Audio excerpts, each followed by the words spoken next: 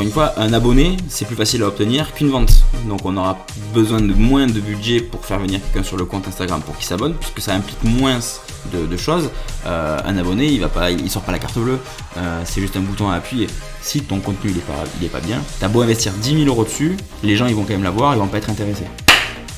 Avez-vous un quart d'heure devant vous pour parler budget publicitaire sur les réseaux sociaux et spécifiquement Meta Ads, puisqu'on a avec nous un expert Meta Ads au nom de Paul. Bonjour Paul. Bonjour Rémi. Bienvenue dans ce podcast que tu commences à bien connaître effectivement, Ouais. puisque de toute façon on co-crée le podcast, donc forcément on est amenés tous les deux à échanger régulièrement, voire même dans chaque épisode. Blague à part, on va parler budget publicitaire, parce que c'est souvent la question qui revient, que vous fassiez de la publicité ou potentiellement que vos clients vous demandent de la publicité. Si vous êtes community manager, quel budget investir? Et première question du coup, quel budget investir? Pour avoir des résultats. Exactement, pour avoir des résultats, oui effectivement. Ça c'est la question. Ça c'est la question que tout le monde nous pose. En général, quand on a un prospect qui vient ou qu'il y a quelqu'un qui veut se renseigner parce qu'il veut faire de la publicité, il pose toujours la question: c'est quoi le budget idéal pour faire de la publicité? Alors on va répondre à cette question en premier lieu parce que je pense que c'est la question qui va intéresser le plus de monde possible, en tout cas le plus de monde. C'est le budget idéal. En fait, à mon sens, il n'y en a pas vraiment.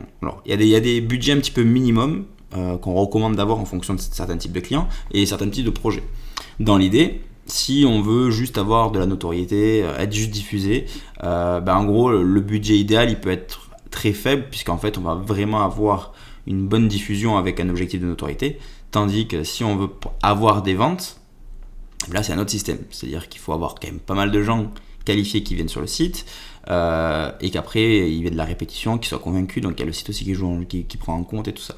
Donc on va pas avoir les mêmes budgets entre deux objectifs différents de projet, en gros. On est d'accord, donc forcément on va parler donc soit peu importe son secteur d'activité, on est d'accord, là on parle que ce soit qu'on vende des produits, des services, qu'on soit un e-commerce, qu'on soit un prestataire de services, un petit commerce local, peu importe en fait, déjà ça va être une affaire d'objectifs. Donc effectivement c'est soit de la notoriété, soit de la conversion pour justement en fait aller chercher des gens qui veulent potentiellement acheter ce que vous proposez. Dans l'idée, en fait, plus l'objectif va être compliqué à être réalisé, plus il va y avoir de budget, qui ça nécessite de budget. Parce que par exemple, là, encore une fois, un abonné, c'est plus facile à obtenir qu'une vente. Donc on aura besoin de moins de budget pour faire venir quelqu'un sur le compte Instagram pour qu'il s'abonne, puisque ça implique moins de choses. Un abonné, il sort pas la carte bleue, c'est juste un bouton à appuyer. Quand on veut faire venir quelqu'un pour lui vendre un produit ou un service, il faut le convaincre, il faut qu'il y ait de la répétition, il faut qu'il y ait toute la phase pour lui en tout cas de réflexion qui a été faite et qui se dise ouais, c'est vraiment cette entreprise avec laquelle je veux travailler ou que je veux acheter depuis cette entreprise là. Donc déjà on part du principe que plus que vous voulez, plus c'est compliqué votre objectif, plus il vous faudra de budget. Donc ça déjà première étape. Après effectivement comme je disais un peu plus tôt, il y a des montants minimums. Les montants minimums, si tu me dis tu veux vendre une formation à 1 500 € et que tu n'as que 100 € de budget pub, moi je te dirais que là il y a un souci. Parce qu'on peut pas arriver à avoir des...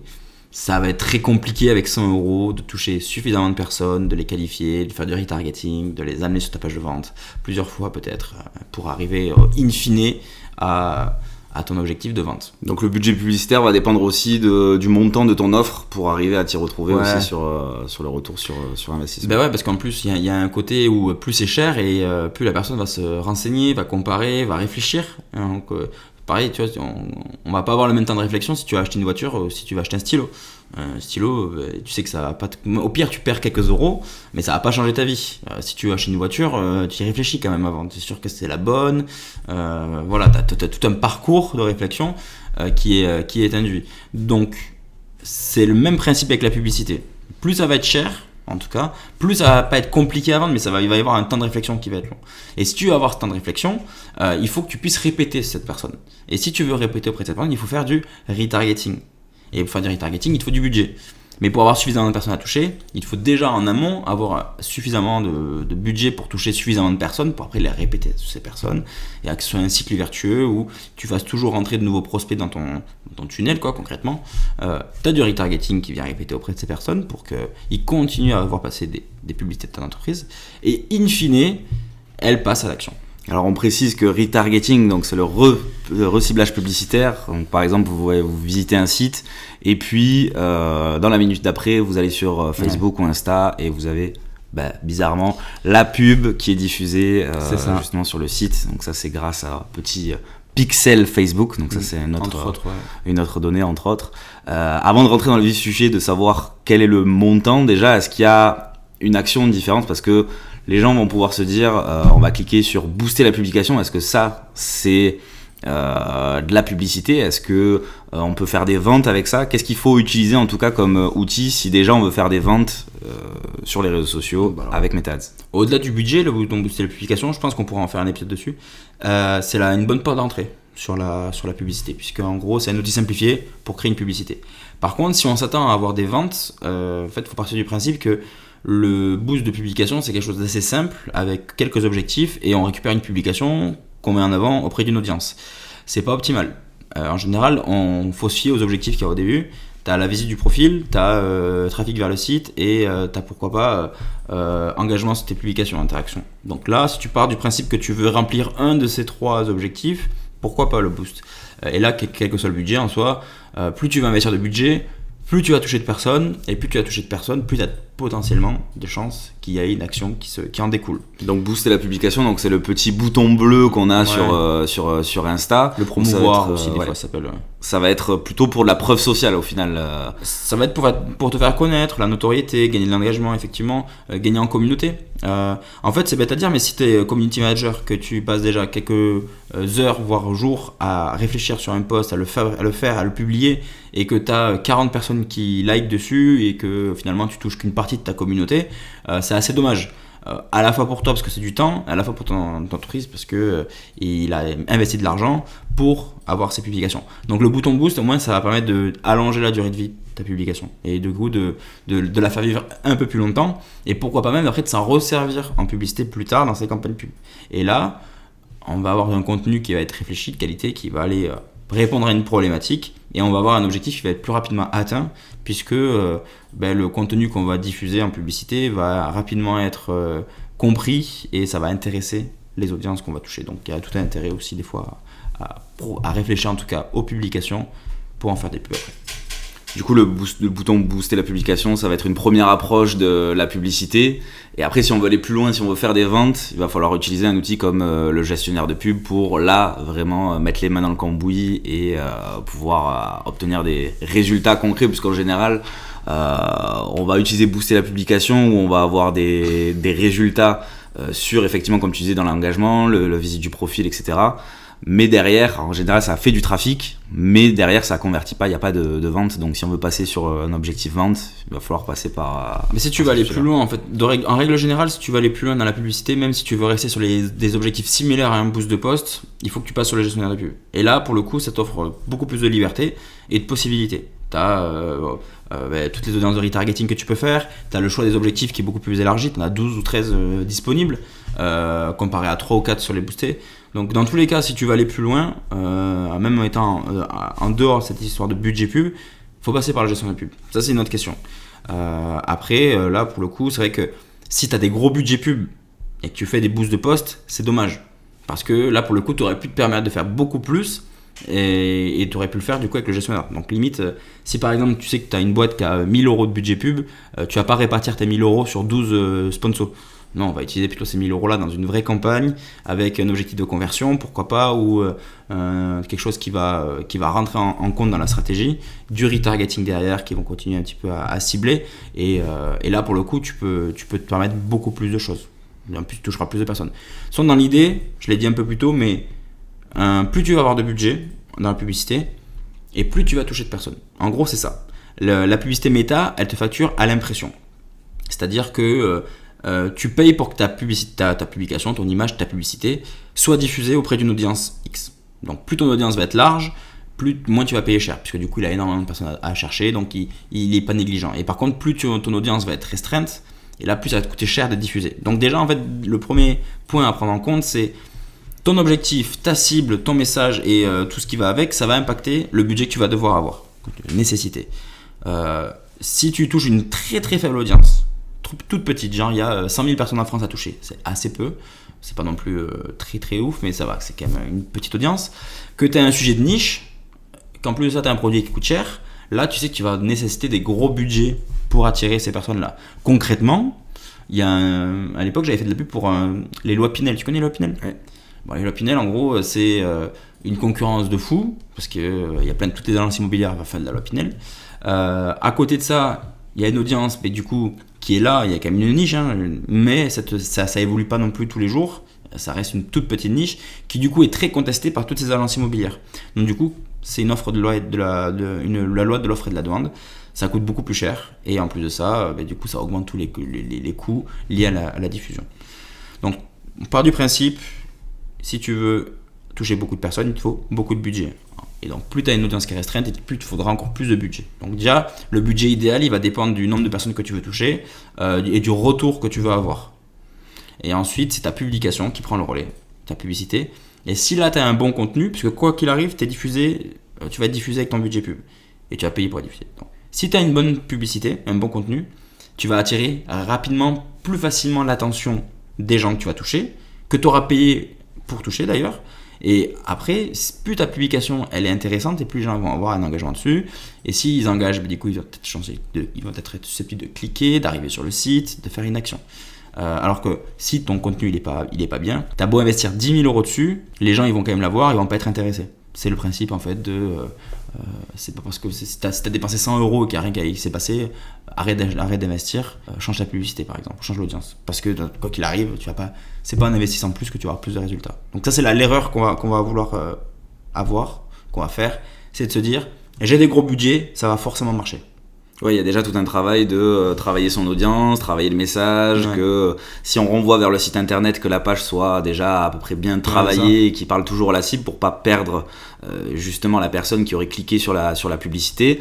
Admettons qu'on réunisse tous ces éléments-là, donc on sait déjà un petit peu parler à sa cible, on sait comment la cibler, un petit peu les centres d'intérêt qui potentiellement vont cibler la bonne personne, la bonne pub, ta page à peu près correcte. Quel budget, on va dire, pour démarrer, on peut commencer à investir sur déjà avoir par exemple des nombres d'inscrits sur sa newsletter ou sur un téléchargement d'un livre blanc, effectivement, enfin d'un livre blanc plutôt. Effectivement, il y a beaucoup de choses, mais si on veut commencer à faire ses premières ventes ou en tout cas avoir des premiers résultats, est-ce qu'il y a un budget minimum, peu importe le secteur d'activité dans lequel tu es? Encore une fois, tu n'as pas de minimum, comme je le dis, mais en soi, tu peux commencer déjà. Si tu sais que tu as tous les étapes qui sont bien respectées, tu auras des résultats quoi qu'il arrive dans le budget que tu vas avoir. On va dire, comme tu dis, que ta publicité soit bien réfléchie, tu réponds à un vrai problème, ton site il est bien construit, tu t'adresses aux bonnes personnes via les audiences. Si tout est bien construit et que tu as un budget de 300 €, tu vas avoir des résultats. Tu vois, vraiment, parce que encore une fois, plus tu investis de budget, plus tu touches aux personnes, plus tu as des résultats qui vont arriver, des clics ou quoi que ce soit. Mais si derrière ton site il est pas bien fait, tu as beau investir 10 000 €, tu vas avoir une ou deux ventes peut-être, c'est une bêtise, mais ça va pas suffire pour entrer. Par contre, tu as 300 €, tu fais venir 1000 personnes sur ton site avec ces 300 €, tu sais que derrière tu as 2% de conversion, tu as déjà fait 20 ventes. Mais parce que tu sais que derrière tu as tout qui est bien travaillé, tu sais que c'était facile d'avoir de la conversion dessus, c'est bien travaillé. T'as tout qui a été réfléchi, donc même avec 300 € tu peux avoir des résultats. Donc là dans l'idée c'est d'abord de réfléchir à toutes les parties, d'avoir un petit budget, tu vois, 200-300 € pour commencer et faire des tests, c'est pas l'idéal mais ça peut suffire, ça peut déjà avoir un premier pas dans la publicité sans investir énormément, puisque c'est pas non plus le but.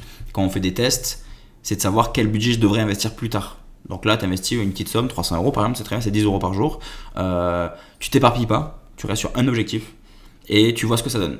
Donc un objectif, c'est-à-dire tu fais conversion par exemple, objectif de conversion, inscription à la newsletter, donc tu configures ton pixel et tout ça, et tu fais des tests, tu diffuses sur des audiences, tu regardes un petit peu comment ça se comporte, et avec ces 300 €, combien tu as eu d'inscriptions. Et ensuite, tu sais que tu as besoin, mettons, de 100 inscriptions par mois, tu regardes combien est ton coût par inscription, et tu fais x100. Et donc du coup, après, tu sais déjà quel est le budget que tu devrais investir chaque mois pour avoir les fameuses 100 inscriptions que tu nécessites. Parce que tu sais que tu es obligé d'avoir un objectif de 100, donc tous les mois tu vas investir autant. Et après, si tu vois que c'est trop cher, si par exemple tu sais que c'est 10 € le lead et que tu dois en avoir 100, ça te fait 1000 € par mois, tu peux pas te permettre les 1000 €, ben là tu sais qu'il va falloir que tu optimises des parties de ta publicité. Soit les publicités en elles-mêmes, le wording, l'image, la vidéo que tu utilises, les audiences peut-être, Et après, il faut que tu modifies la page. Peut-être que la page, elle est passée, elle convertit pas assez. Donc là, tu vas essayer de gratter un peu partout pour qu'après, tu fasses baisser ce coût par inscription de 10 à 6 euros, par exemple. Et du coup, ça fait baisser aussi les budgets derrière que tu as besoin pour avoir ton objectif, quoi. Et est-ce qu'il y aurait une durée de diffusion, c'est-à-dire que là, donc, tu parlais de 300 euros par mois. Des fois on va s'arrêter au premier mois et on va se dire bon, j'ai eu peu de résultats, la publicité ça marche pas, est-ce qu'il y a une durée, est-ce qu'il faut continuer encore 2-3 mois pour voir ce que ça peut donner sur une plus grosse période, ou déjà avec dès le premier mois avec 300 euros on peut pouvoir faire des optimisations sur les campagnes et se dire bon ok, je remets le même budget. Effectivement c'est un peu difficile à se dire ok, je vais potentiellement perdre les 300 euros. Là on voit qu'il y a on entend le fameux coq qui retentit. On a pu répondre à la question en tout cas de quel budget investir dans un premier temps pour démarrer. Donc là la question c'est de savoir est-ce que en un mois déjà avec les 300 euros, pour terminer là-dessus, on peut potentiellement mesurer des résultats et avoir confiance un peu en l'outil. Tu peux mesurer, tu vas mesurer des résultats. Et tu vas commencer par mesurer des gens que tu as touchés, les impressions, après le nombre de clics que tu as eu, et après tu vas même pour regarder, avant les clics, l'interaction, les vidéos, tout ça c'est des résultats, c'est des KPI. Et après s'ils viennent sur le site, tu vas pouvoir mesurer d'autres choses. Même si tu n'as pas de résultats concrets, style des conversions, des achats, des ventes, quoi que ce soit, cette diffusion publicitaire que tu as fait, ça va te donner l'information de ce qui va pas. Et donc du coup, c'est pas 300 euros que tu as perdu, c'est 300 euros qui t'ont donné l'information de qu'est-ce qui va pas dans ton tunnel. Est-ce que c'est les gens qui sont pas réceptifs à ta publicité? Est-ce que c'est ton produit qui est pas bien, qui est trop cher peut-être? Tu as beaucoup de clics mais tu n'as que des abandons de panier, par exemple. Ça va donner l'info que tous les gens qui arrivent sur ton site, ils partent juste après. Donc peut-être qu'il y a quelque chose qu'il faut que tu changes sur ton site, ou alors l'audience que tu touches, ou le message que tu diffuses. Donc tout ça en fait, tu vas mettre 300 euros et tu sais que tu vas avoir des résultats. Tu n'es pas certain des résultats que tu vas avoir, mais ça va te communiquer déjà certaines informations qui vont être utiles pour t'améliorer après. Et c'est pour ça que du coup, je ne recommande pas d'investir je recommande pas d'investir des milliers d'euros sur des phases de test, puisque ces phases de test, elles sont là pour montrer ce qui va et ce qui va pas, et après investir plus. Et là, c'est plus pertinent d'investir plus une fois qu'on sait que ça tourne. Par contre, au début, petite somme, voilà, tu sais que tu te réserves 200, 300 euros pour faire des tests, tu testes les audiences, les images, les publicités, ton site, tu regardes tout, tu analyses tout, et selon les résultats que tu as eu, tu sais si c'est satisfaisant ou pas. Si ça ne l'est pas, il faut arriver à comprendre pourquoi ça ne l'est pas, qu'est-ce qui ne va pas, qu'est-ce qui est à retravailler, et ensuite le retravailler pour obtenir des résultats. Et si tu obtiens des résultats avec 300 euros, tu obtiendras des résultats avec 1000 euros. Parce que, encore une fois, c'est le contenu qui va tout faire, et le site et tout le reste. Donc, si tu touches peu de personnes, mais qu'après ça convertit, il n'y a pas de raison, ça devrait convertir si tu en touches beaucoup plus. Écoute, merci beaucoup pour tous ces conseils. Est-ce que tu aurais, pour terminer cet épisode, l'argument principal pour on va dire des personnes qui seraient encore un petit peu réticents avec la publicité, quel serait l'argument principal de dire pourquoi je tenterai de me mettre de la publicité en place pour mon activité? Et l'argument principal, c'est que tu vas toucher des gens et que ça va t'apporter des résultats. Et que c'est pas non plus sorcier la publicité, c'est juste un travail d'analyse, d'itération, d'analyse et d'optimisation. Et c'est ça qui prend du temps. C'est pas tant mettre en place des campagnes et tout ça, au-delà de la partie technique où on doit apprendre à manier tout ça. C'est surtout une question d'itération. Donc n'ayez pas peur d'essayer, même avec des petits budgets pour commencer. N'ayez pas peur de commencer, faites. Et vous voyez ce que ça donne. Si ça donne pas de résultat, tant pis, vous aurez essayé. Mais si ça vous rapporte des résultats, vous serez content. Puisque on ne peut pas savoir à l'avance ce qui va se passer.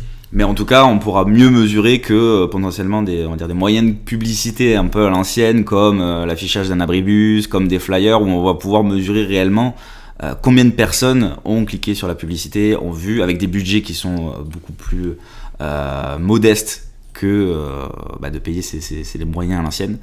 Donc c'est un bon argument en tout cas pour démarrer là-dessus.